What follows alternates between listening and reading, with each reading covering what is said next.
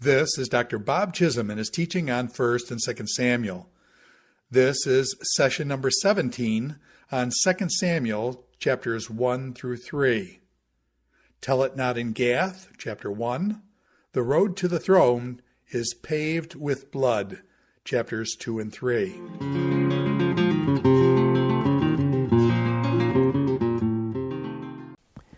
In our study of the books of Samuel, we are now ready to begin 2 Samuel. And in this lesson, we'll be looking at chapters 1, 2, and 3. 2 Samuel chapter 1 is set in the aftermath of Saul's death. Saul and his sons died in battle, 1 Samuel 31, at the Battle of Gilboa.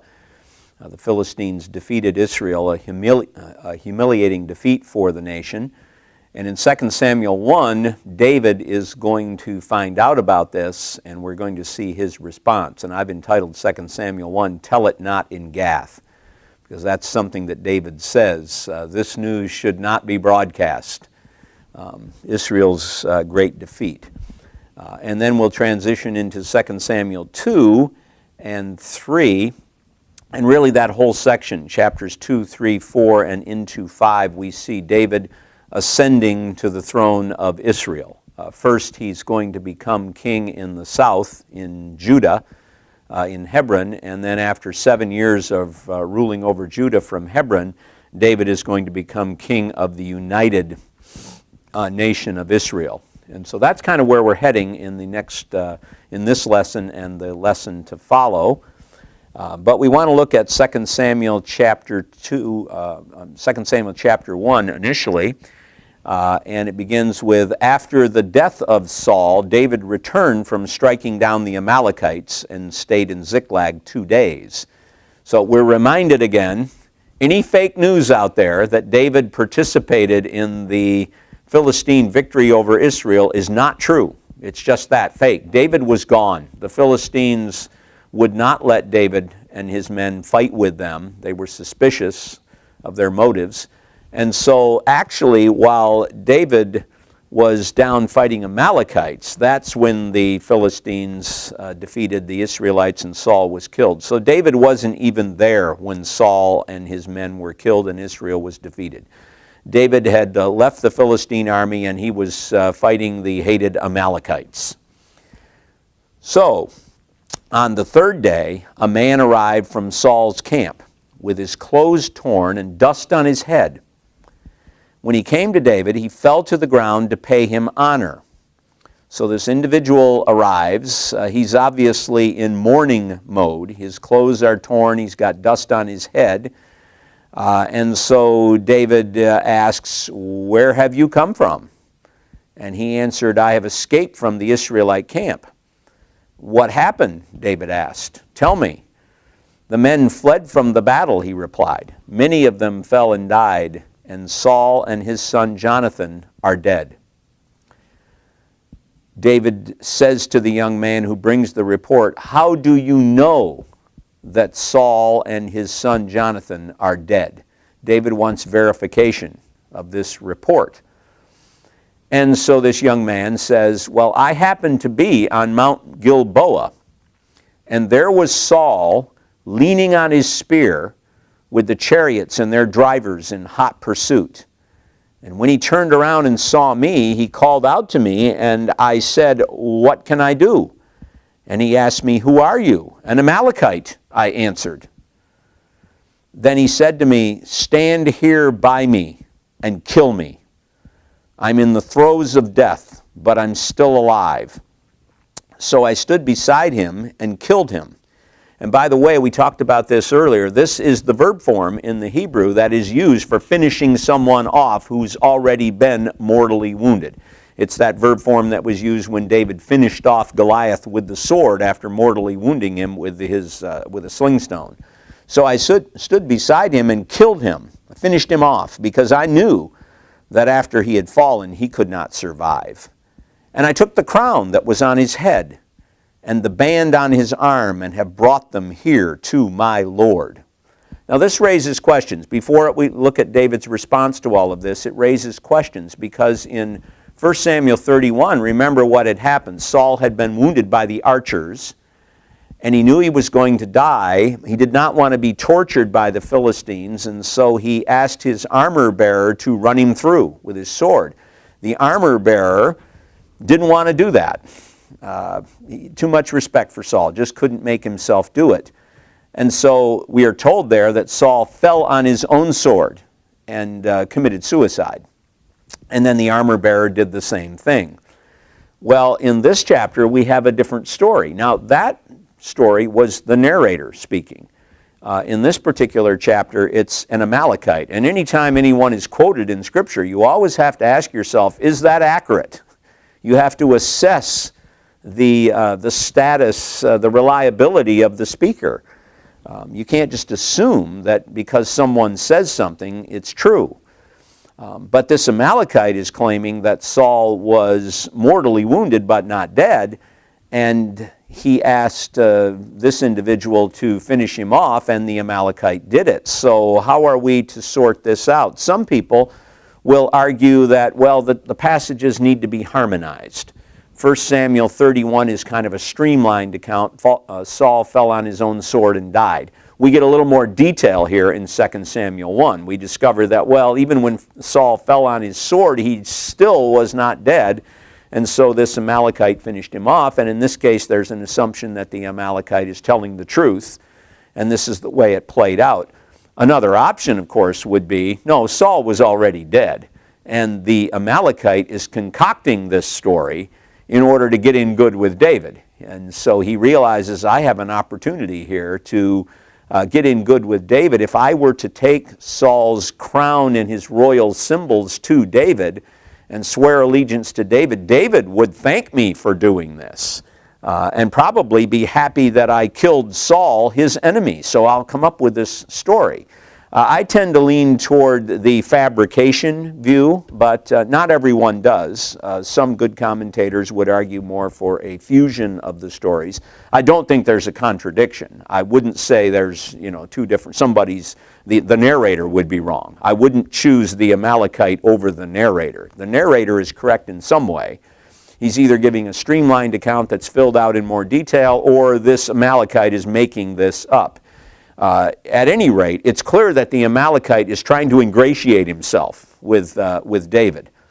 And I think his assumption is that David's going to be happy about this, and he is going to reward me for bringing Saul's royal insignia to him.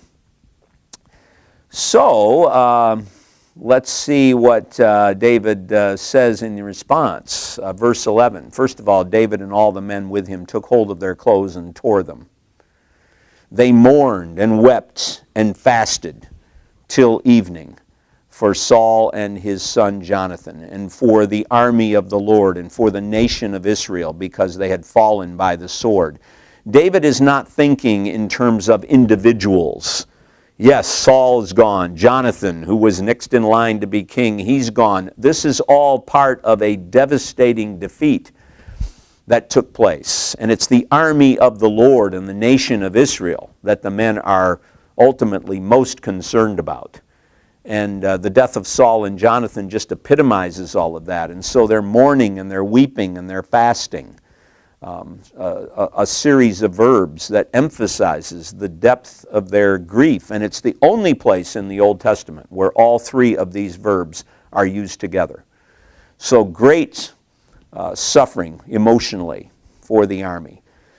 So David, first of all, mourns what has happened to Saul, Jonathan, the army, the nation. And then he says to the young man who brought the report, "Where are you from?" He says, "I am the son of a foreigner, an Amalekite," he answered. And David asked him, "Why weren't you afraid to lift your hand to destroy the Lord's anointed?" And then David called one of his men and said, "Go, strike him down." So he struck him down and he died. And David said, "Your blood be on your own head. Your own mouth testified against you when you said, 'I killed the Lord's anointed.'" So we see again, David has such great respect for Saul, he would never have struck him down. It's inappropriate to strike down the Lord's anointed. And even though this Amalekite could have defended himself by saying, I just did what he told me, David's attitude is, you have no right. You have no right to do this. That's the Lord's business, and you don't strike down the Lord's anointed. And you showed lack of respect for the Lord and for his anointed, and you're going to pay with your life.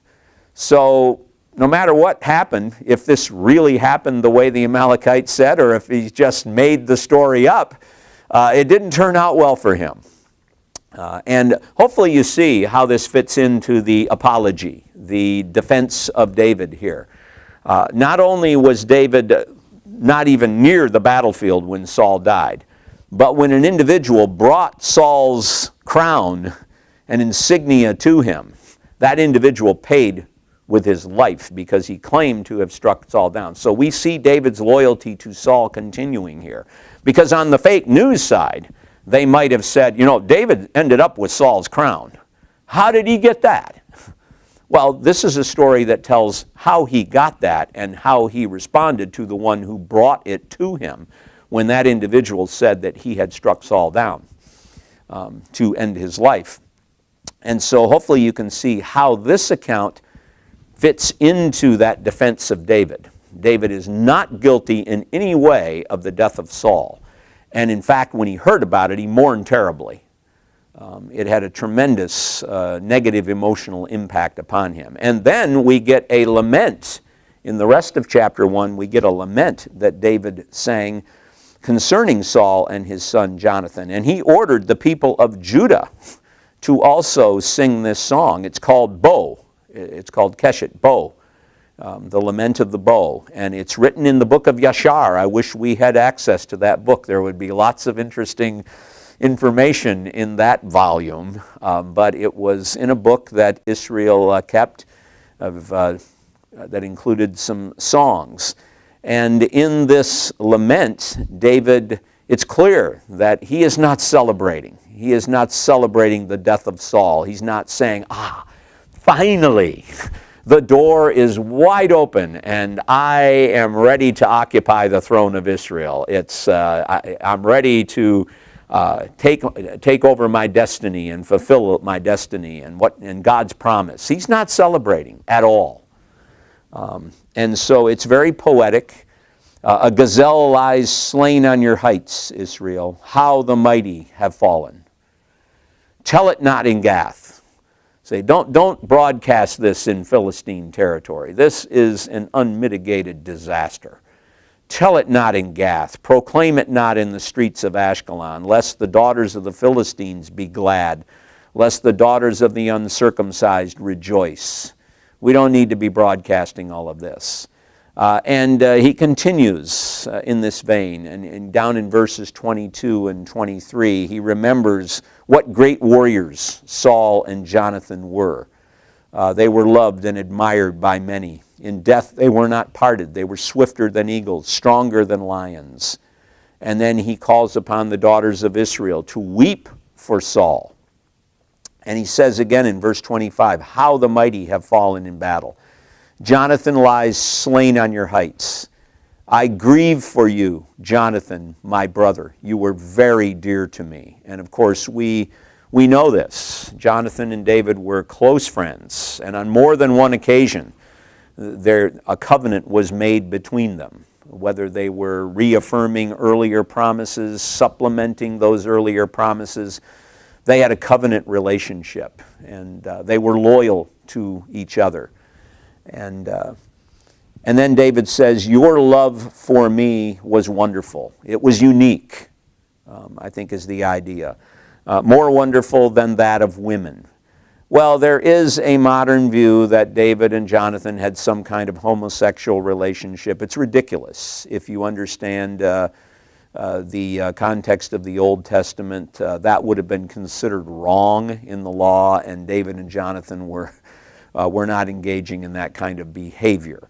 So what does David mean here? He doesn't mean that the love that he had with Jonathan was of the same type or variety as what he had with women.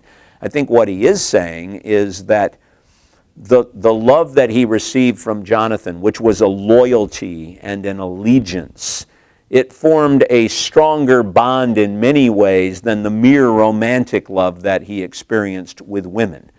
The covenantal relationship that he had with Jonathan was unique, and it surpassed anything that he could ever experience with a woman at a strictly romantic level. It doesn't imply that the love was the same or expressed in the same way at all. It's simply saying that the allegiance that I received from Jonathan was more profound and unique than anything I ever experienced with a woman. So Saul and Jonathan are dead and gone. And what we see here is that it's cause not for celebration, but for mourning and lamentation. And we could kind of bring 1 Samuel 31 and 2 Samuel 1 together and sort of state the main theme this way. Rebellion against the Lord culminates in humiliating defeat. We see that with Saul. But the demise of the Lord's rebellious servants is to be lamented, not celebrated. And we need to remember this. Sometimes Christians go astray. They bring dishonor to the church. And God will sometimes punish them for their actions. In many cases, they will have hurt other people, and there might be a temptation to celebrate their fall. But David didn't view it that way at all. The fall of Saul brought humiliation to Israel and the Israelite army, and he viewed it that way. And it's never something to celebrate when one of our brothers or sisters falls. It brings dishonor to the cause of Christ, and it's something that should be lamented and avoided. Their example needs to be avoided at all costs. And so once again, David, I think, provides us with a good example here to follow in these kinds of situations. But in fact, the door to the throne has been opened for David. It is wide open now, and David is now in a position where he can indeed fulfill his destiny. And so that begins to happen in chapter 2. Actually, this entire next section is all about David coming to the throne of Israel, all the way from the beginning of chapter 2, verse 1, all the way through chapter 5, verse 5. We could see it as one large unit. There's a lot of individual episodes along the way, but I entitle this whole section, "The Road to the Throne is Paved in Blood." It's not going to be a simple matter of David simply walking in and saying, "Okay, Saul's gone, I'm the new king." There's going to be a struggle because the followers of Saul are not going to accept David readily. And in fact, the northern tribes are not going to accept David right away. They had aligned themselves with Saul. One of Saul's children, Ishbosheth, is going to be set up as a king among the northern tribes. And so it's not going to be a simple matter of David walking into the throne room, sitting on the throne, and becoming the king of Israel. It's going to be a long and difficult road, and that road is going to be paved in blood. There's going to be some violence along the way. If you haven't had enough violence yet in reading Samuel, there's more coming. It's just the fallen world in which the history of Israel takes place. So we come to chapter 2, verse 1, and it says, "In the course of time, David inquired of the Lord." You don't get the impression that David's in a big hurry to fulfill his destiny here. He's learned that he needs to wait on the Lord's timing. He has been tested for a long time in this regard, and he's come to the place where I think he's willing to wait on the Lord. "Shall I go up to one of the towns of Judah?" he asked. And the Lord said, "Go up." And David said, "Where shall I go?" "To Hebron," the Lord answered. So David went up there with his 2 wives. He also took his men with him and their families, and they settled in the Hebron area and among its towns. And then the men of Judah come to Hebron, and there they anointed David king over the tribe of Judah. This makes perfect sense. David is one of them. He is from this tribe. And so it's natural that the men of Judah, there is a power vacuum, as it were. Saul is gone. Jonathan is gone. Who's really going to be king over Israel? And it's natural that the men of Judah would look to David.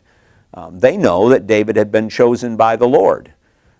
They can't control what other tribes do, but they can get the ball rolling. And so I can understand why they would want to be in good with David. They want that David is from their tribe. He's been chosen to be king. So this is a natural decision on their part. And David, of course, goes along with it because this is his destiny. What David does next is he's told how the men of Yavesh Gilead had buried Saul. And so David is going to reach out to them. They were obviously loyal followers of Saul, and David is going to reach out to them, and in the process of doing, some of the things that David will be doing in these chapters will seem kind of political, and in some cases we will look at them as, well, there's nothing wrong with this. This is natural. David's destiny is to be king, and he should reach out to the tribes of Israel. The Lord would want him to do that. In other cases, we're going to look at them and we're going to say, that's a little too political. That's very self-promoting, and I'm not so sure that the Lord would endorse what he did. So, as with David everywhere, there's always ambiguity swirling around him, and you have to assess his actions in light of the larger context and what the Lord says and what the Lord intends for him. And sometimes David looks better than at others. It's as simple as that. I don't see anything wrong with what he's doing here.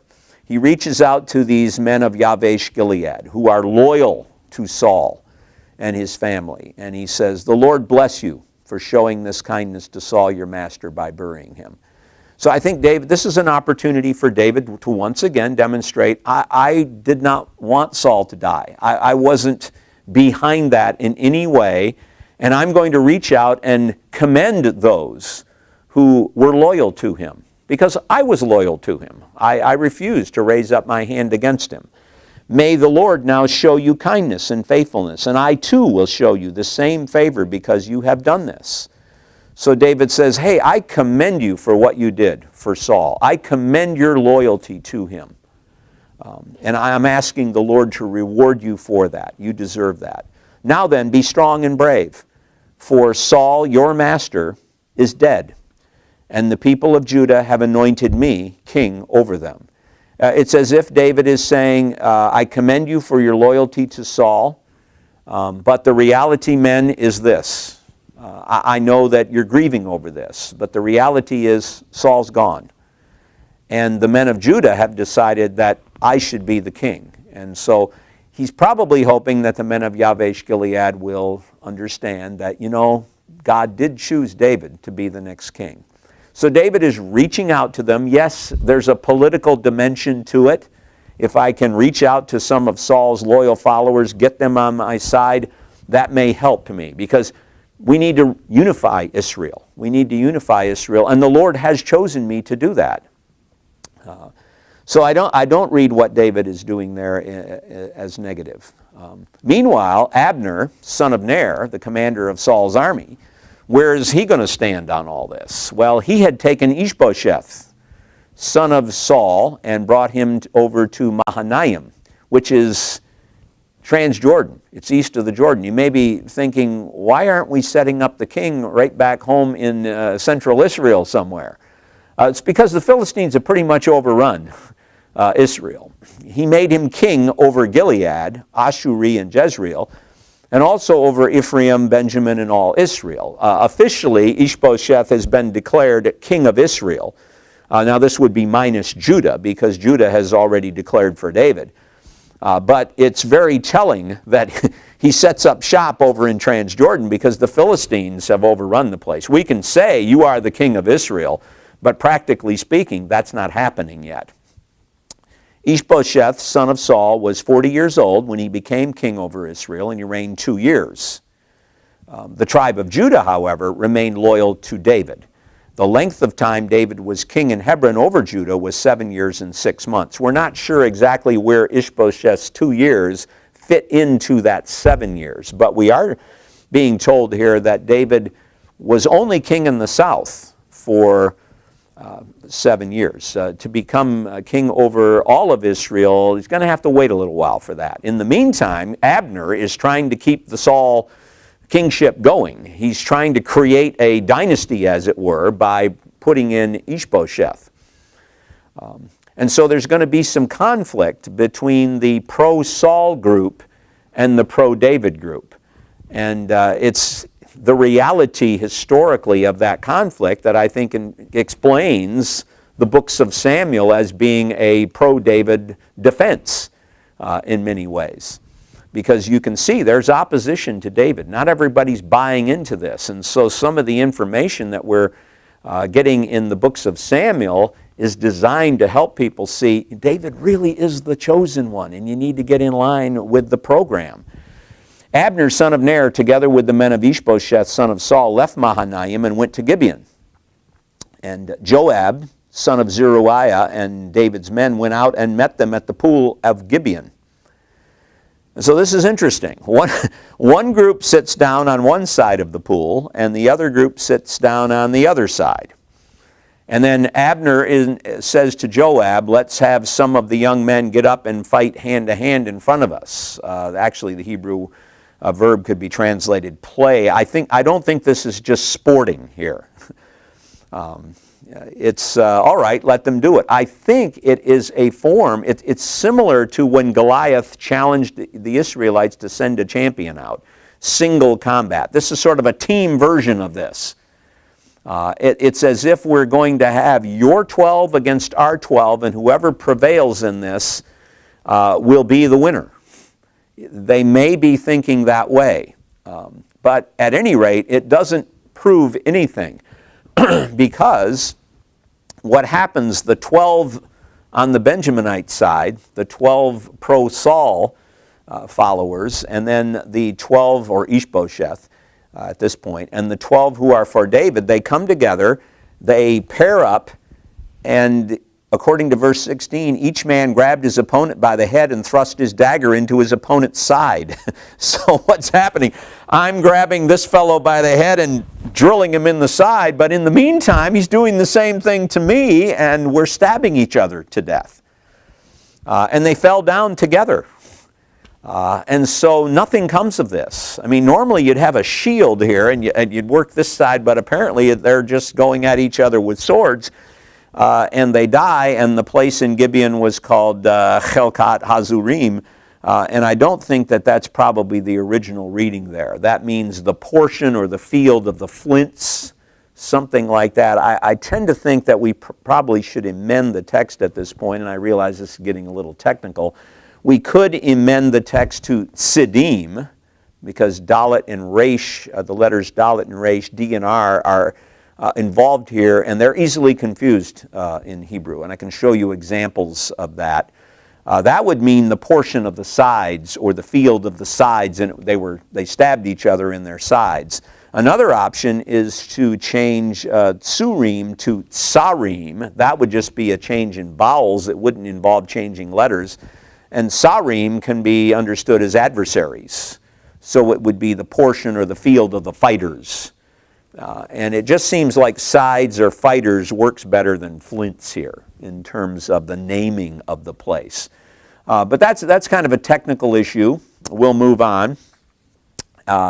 So nothing really comes of this team combat situation, and so a battle breaks out between the armies. The battle that day was very fierce, and Abner and the Israelites were defeated by David's men. So a battle breaks out. And then we're told in verse 18, there are 3 sons of Zeruiah. Now remember who she is. She is David's sister. And so these fellows are David's nephews, Joab, Abishai, and Asahel. We've met Joab before. Abishai, remember, went into Saul's camp with David and wanted to drive a spear through Saul. David wouldn't let him do that. And then there's Asahel. Asahel was as fleet-footed as a wild gazelle, so he got speed. That's his great advantage. He's also young. He's not as experienced a warrior as Joab, we discover. Well, he decides to chase Abner. Asahel, I think, wants to make a name for himself. And so he chases Abner, and he's fast. And so he turns neither to the right nor to the left as he pursued him.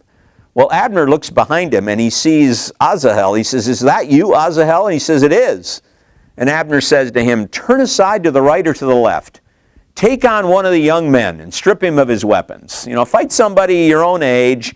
Take his weapons. There'll be plenty of glory for you." But Asahel would not stop chasing him. Asahel has decided, I'm taking the general out. I'm going after Abner. Abner warned Asahel, "Stop chasing me. Why should I strike you down?" It's as if Abner knows he can kill this young man. "How could I look your brother Joab in the face?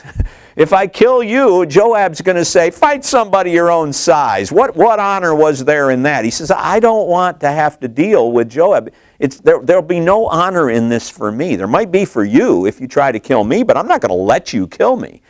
And so you need to fight somebody else." But Asahel refused to give up the pursuit. And so he insists upon coming after Abner. And then we're told that as he approaches, he's coming so fast, it's inevitable, he's as fast as a gazelle, that he's going to catch Abner. Abner's a great warrior, but he can't keep up with this young gazelle, as it were. And so he just keeps coming and coming and coming. And so Abner's got to do something, and we're told in verse 23, Asahel refused to give up the pursuit, so Abner thrust the butt of his spear, the back of his spear, into Asahel's stomach, and the spear came out through his back. And he fell there and died on the spot. And every man stopped when he came to the place where Asahel had fallen and died. What exactly is going on here? So Abner took the butt of his spear and put it out there, and Asahel ran through it, the blunt side of the spear. It may be that the text is trying to emphasize just how fast Asahel was coming, but boy, you'd have to really be moving fast for that to happen.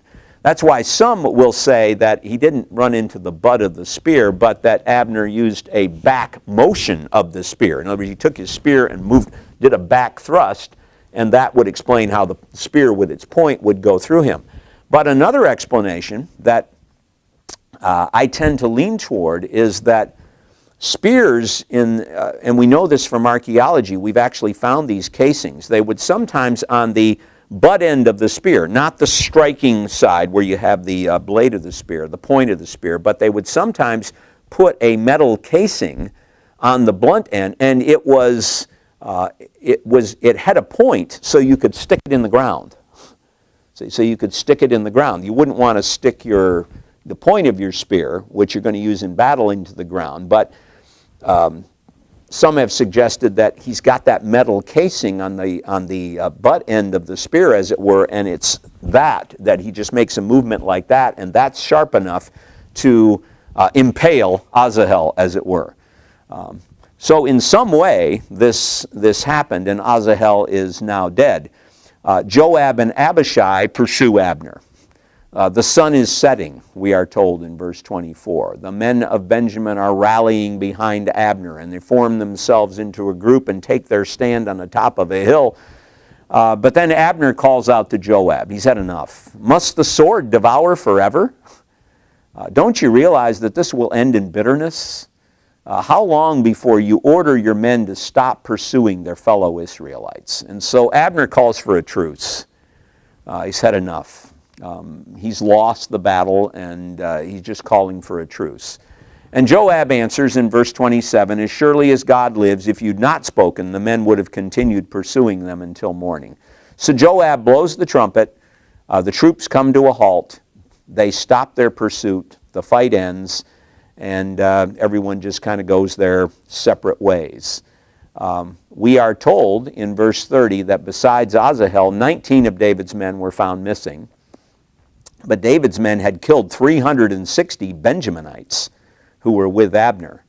And then they go and they bury Asahel. And you may think, well, it sounds as if Joab is satisfied with winning the battle and that's it. It's not it. Joab is not finished with Abner, as we will see in chapter 3. We're told at the beginning of chapter 3, verse 1, that the war between the house of Saul and the house of David lasted a long time. So there is this, within this 7-year period where David is ruling down south in Hebron over Judah, this conflict between Saul, the house of Saul, and the house of David is going on. So, as I said before, it's not a simple matter of David walking into the throne room, sitting on the throne, and he becomes the king of Israel. It's not happening that way. The road to the throne is paved in blood. And it's going to be a while before David realizes his destiny. Then we have an interesting passage. I mentioned this before in another context when David took Abigail as his second wife. We have what I call a harem report. Prior to this, we've been reading about David as having 2 wives consistently, Ahinoam and Abigail, who the widow of Nabal. But now we read that sons were born to David in Hebron. The firstborn was Amnon, who's going to play a role in the story later, especially in 2 Samuel chapter 13, the son of Ahinoam of Jezreel. His second, Chileab, the son of Abigail, the widow of Nabal of Carmel. So those 2 wives, we expect to see their names there, and they each have a child. The third, Absalom, the son of Maacah, daughter of Talmai, king of Geshur. This is the Geshur that's in Transjordan. And so David has married a daughter of Talmai, king of Geshur. Sometimes in this culture you will marry wives to form alliances, to solidify yourself politically, and that seems to be what David has done here. The fourth, Adonijah, the son of Haggith. All these individuals, except Chileab, are going to play an important role in the story to come, the son of Haggith. The fifth, Shephatiah, the son of Avital. And the sixth, Ithream, the son of David's wife, Eglah. And these were born to David in Hebron. All of a sudden, David's got 6 wives. Where did these other 4 come from? He's got 6 wives now. And so that does raise the question, is this something positive? How should we take this? Some people would view it positively. David is taking wives, he's solidifying his place, he's strengthening his royal court. The fact that he's having so many children is a sign of divine blessing. He's fertile, he's able to father children. But I tend to think this is not something that's positive. In Deuteronomy 17, remember, the ideal of kingship is that the king is not to multiply wives. Well, I think the rabbis asked the question, how many wives is it before you're multiplying wives? Kind of a typical question you might expect from those quarters. But David is multiplying wives. He had 2. Maybe we could justify a second, but he's multiplying wives. He's up to 6 now. And there's going to be more later. And I think what's happening here is David's royal court is starting to look like the typical ancient Near Eastern royal court with a harem and lots of children, and I don't think this is a good thing. Now, in the Deuteronomic passage, the concern is if you multiply wives, those wives will take your heart away from the Lord, because you're going to be marrying foreign women. They're going to come in with their own gods, kind of like we read about later in the northern kingdom when the horrible Israelite king Ahab marries Jezebel, and she brings prophets of Baal and everything else. We see it with Solomon. He marries a lot of women, including foreign wives, and they turn his heart away from the Lord, from wholehearted devotion to the Lord at least, to other gods, and Solomon becomes a polygamist and a polytheist. These are all local girls, as far as we can tell. They are not turning David's heart away from the Lord. So maybe you could justify it in light of that. But I don't think so. The point is not that David is becoming an idolater, but David is establishing a precedent here that Solomon will take to the nth degree. And David is establishing a precedent, and he is beginning to look like the typical king like all the nations. I don't think there's anything in here that would imply David became an idolater, but I don't think this is a good step. And so this is one of those, I call them cracks in the foundation. It's one of those ambiguities that surrounds David. Yeah, he's being very successful here, but right in the middle of all this, I find this disturbing.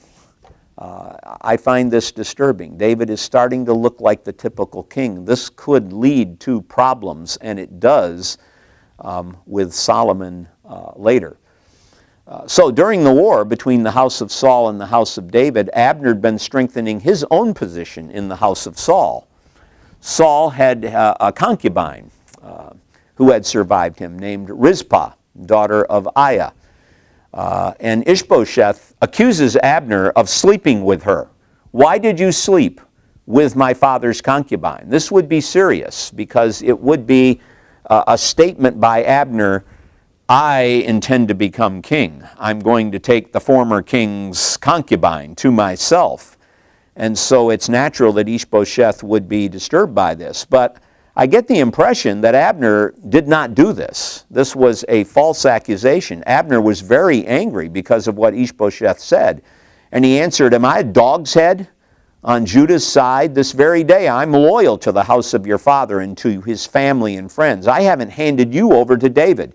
You're accusing me of disloyalty by having relations with your father's concubine. I have been a faithful pro-Saul guy all along, and I'm supporting you even now. Yet now you accuse me of an offense involving this woman. May God deal with Abner, be it ever so severely, if I do not do for David what the Lord promised him on oath. Abner knows what the Lord has promised David. And he is now telling Ishbosheth, I'm going to transfer the kingdom from the house of Saul and help establish David's throne over Israel from Judah from Dan to Beersheba, from north to south. And Ishbosheth is intimidated by Abner. He doesn't say anything to him. He's afraid of him. So Abner has decided. His honor has been assaulted here. And he decides, I'm going over to David. I'm going over to David. And so he approaches David. We'll streamline the story here and basically says, I'm willing to make an agreement with you, and I have enough pull with the Israelites. I can give you all of Israel. And this is where it gets kind of political. And David says, I'll make that agreement with you, but I demand one thing from you. Don't come into my presence unless you bring Michal, daughter of Saul, when you come to see me. Now remember, David had married Michal, and then when David had to run away, Saul gave her away to another man. That was wrong. And it seems as if David has a legal right to her here. David sent messengers to Ishbosheth, son of Saul, demanding, give me my wife Michal, whom I betrothed to myself for the price of 100 Philistine foreskins. I paid a heavy price. I put my life on the line. I paid for her. She's mine. And so Ishbosheth doesn't object to this. I think he realizes David is in the right. So Ishbosheth gave orders and had her taken away from her husband Paltiel, son of Laish. And this is kind of a sad story here. Michal has been happily married to this Paltiel. She loved David. She helped David escape, but her father gave her away. I mean, she has no power in this culture. Her father gave her away to this Paltiel. And her husband went with her, weeping behind her, all the way to Bahurim. So here, Ishbosheth's men come along, and they take her away from Paltiel. And you can imagine how he would feel. That he loves her, and he follows after her. Abner finally says to him, go back home. So he went back. And so the question arises, how are we to take all of this? Are we to view this in a positive way or a negative way? I think in light of the response that we get from Ishbosheth, it looks to me as if David is in the right. He has a legal right to do this. but nevertheless, did he need to do it? And I think this is a political move. After all, Michal is the daughter of Saul. David is in conflict with the Benjaminites at this point, the pro-Saul faction. Abner has offered the Israelite tribes to David. Things are taking a turn for the good. David can solidify his position by bringing Michal back to himself, because after all, he's married to Saul's daughter. And so it's a shrewd political move, but it's very unfeeling. And some scholars who have examined this carefully, they focus on some of the language that's used here. The narrator calls Paltiel her husband. David calls Michal my wife, but the narrator calls Paltiel her husband, as if to challenge David's perspective. In fact, one writer has said the narrator appears to be creating a deliberate contrast between two perspectives, betraying sympathy for one of them. In contrast to Nabal, who's vilified, Paltiel is humiliated. He's deeply bonded to his wife. His humiliation is the consequence of his falling victim to forces beyond his control. He's a victim of David's power. And some have pointed out that even though David is in the right here, there's a foreshadowing that is going on. Because later, David is going to exercise his power as king in 2 Samuel 11 to steal Uriah's wife Bathsheba. And in that case, David is clearly in the wrong. Not only does he commit adultery, he then commits murder. And so there may be a foreshadowing here of David who takes Michal back from poor Paltiel and what he's going to do down the line with Bathsheba. So I don't think this is presented in a positive light here. I think David is playing the political game in conjunction with Abner in an effort to solidify his position. Well, Abner confers with the elders of Israel, and he says, for some time you've wanted to make David your king. So we discover that they've been tilting toward David. So now, do it. For the Lord promised David, by my servant David I will rescue my people Israel from the hand of the Philistines and from the hand of all their enemies. We don't have an exact quote along those lines, but I think it accurately represents what the Lord intends to do through David. And so Abner is ready to turn the kingdom over to David. He speaks to the Benjaminites, and then he goes to Hebron to tell David everything that Israel and the whole tribe of Benjamin wanted to do. And so he arrives, and David prepares a feast for him. And Abner says, I'm going to go and I'm going to assemble all Israel for my Lord the king, so that they may make a covenant with you, and that you may rule over all that your heart desires.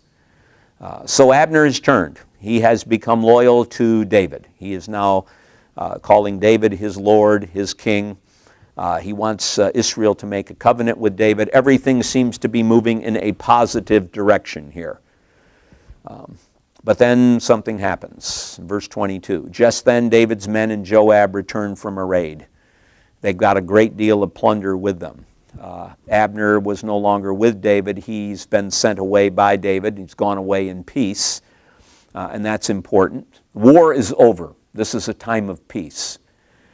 And Joab and all the soldiers with him arrive, and he's told that Abner has been there, and that the king sent him away, and he's gone away in peace. And Joab, and he's going to become a more prominent figure in the story. He goes to David, and he's always got David's best interest in mind, because his position is tied into David. If David is strong, then Joab's position will be strong as well. And he says, what have you done? Look, Abner came to you. Why did you let him go? Now he's gone. You know Abner. He came to deceive you and observe your movements and find out everything you are doing. And I think there's no basis for this.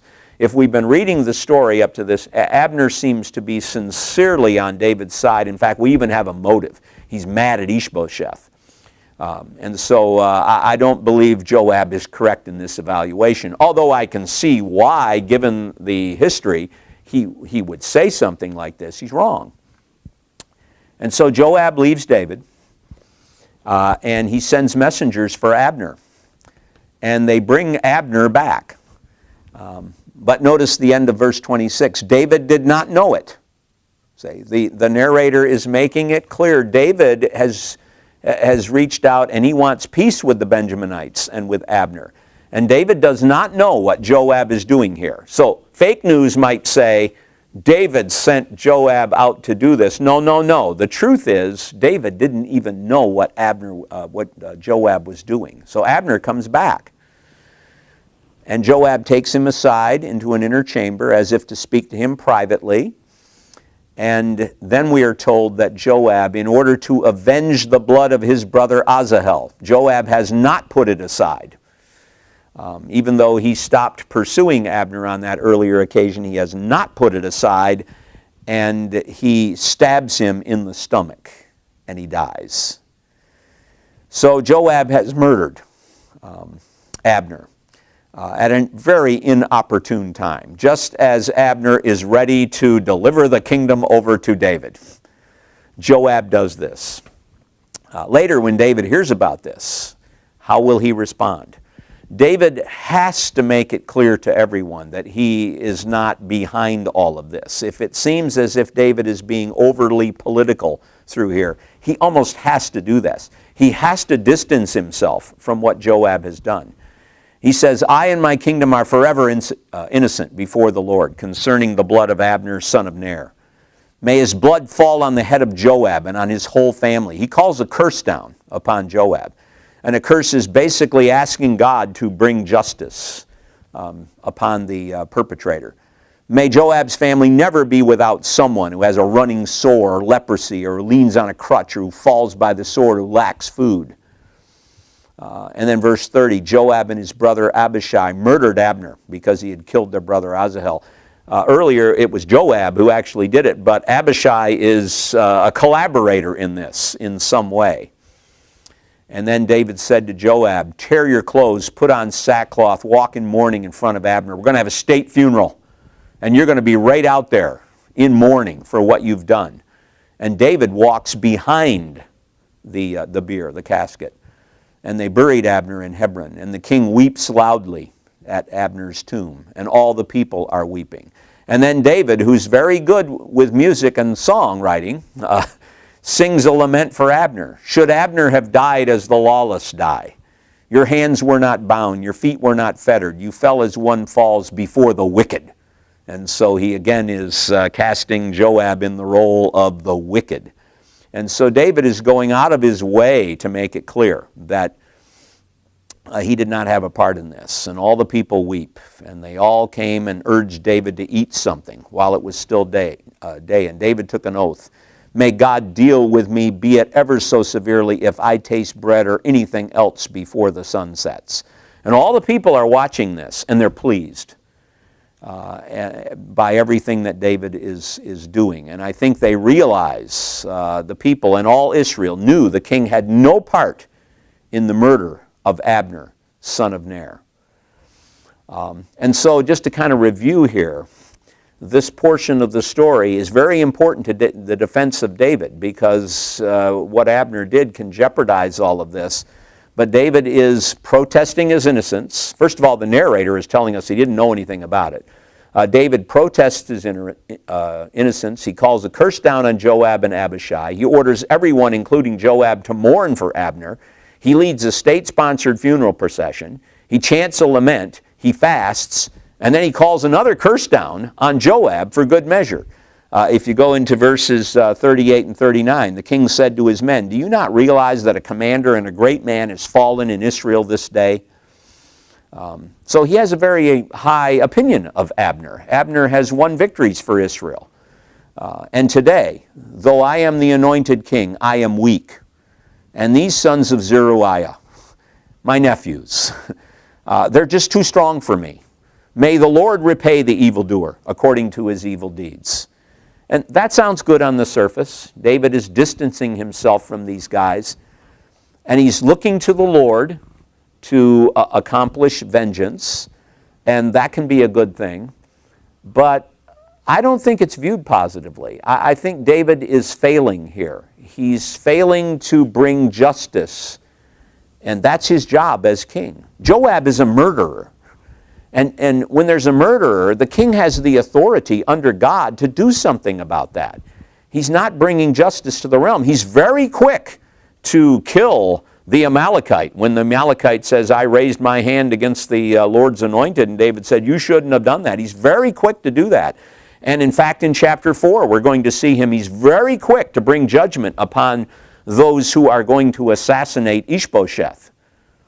But when Joab's involved, when it's family, he has a more difficult time. And this is going to get him in trouble later when Amnon rapes his half-sister Tamar. And David does nothing about it other than being upset with Amnon. Absalom will be watching, Tamar's full brother. And he looks at the situation, and I think he says to himself, if my father is not going to do anything about this, I'm going to have to. I'm going to have to do something about it. And he does. He murders Amnon. And then Absalom later will go out and present himself to Israel as one who is concerned about justice, as if to say, my father isn't, so I really should be your king. And so David's failure in this regard is going to lead to trouble. It's actually going to be a catalyst for Absalom to revolt against his own father. That's not to justify what Absalom will do. We'll cover that in due time. So I think there's a problem here. It's a crack in the foundation. David is not promoting justice as he should. I don't know. Maybe deep down he's thinking, you know, it's kind of nice to have a Joab around to cover your back, an Abishai. But he doesn't do anything about this. And some have tried to defend Joab. They'd say, well, it's a time of war. No, it's a time of peace. The text said so. And later David is going to speak about this, and he's going to say that Joab killed Abner in a time of peace. Some will say, well, maybe it's the blood vengeance rules. But Asahel was killed in battle. He was killed in battle. And so that would put Abner's not guilty. He killed a man in a battle. It's not a manslaughter or murder situation. And even David wouldn't be calling curses down on Joab if he didn't think he'd done something wrong. So you can't get around it. Joab is a murderer, and David does nothing about it. And that's problematic, I think. Well, we'll continue with the road to the throne as we go into chapter 4 and then chapter 5. And then we'll see David in chapter 6 set up Jerusalem as sort of the center for worship in Israel. But we'll look at those chapters in our next lesson.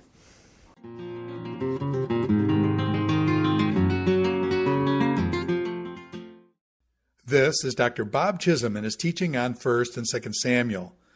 This is session number 17 on 2 Samuel chapters 1 through 3. Tell it not in Gath, chapter 1. The road to the throne is paved with blood, chapters 2 and 3.